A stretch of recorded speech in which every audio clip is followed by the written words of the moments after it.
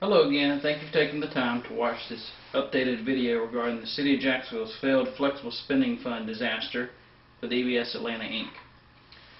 Recently, the second segment of our story aired on Channel 4 News with another fellow victim, my friend Penny LaBelle.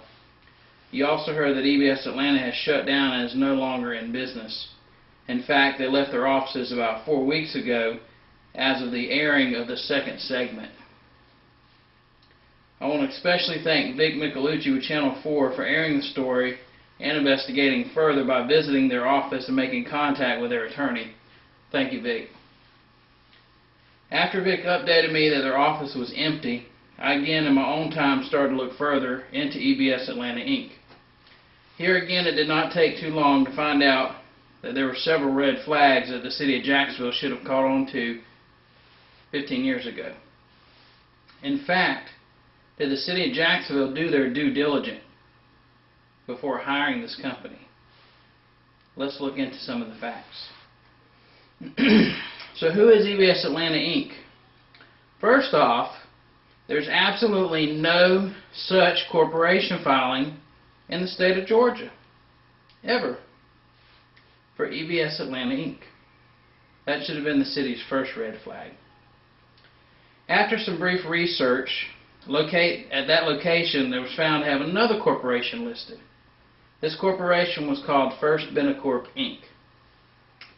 First Benecorp Inc. was formed and filed in Delaware, not Georgia, on December 7th, 1982.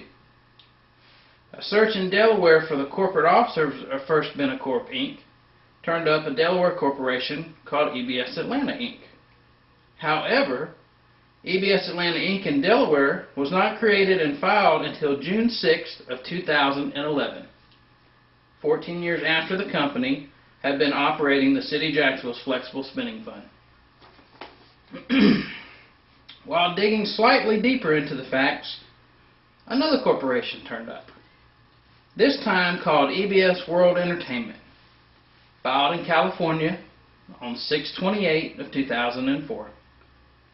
7 years after the company had been operating our fund.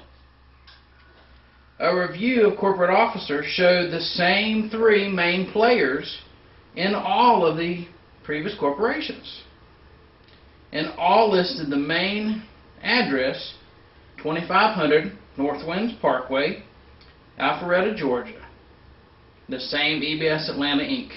address. The same location we've all been sending reimbursement claims to for our fund for several years. So what is EBS World Entertainment?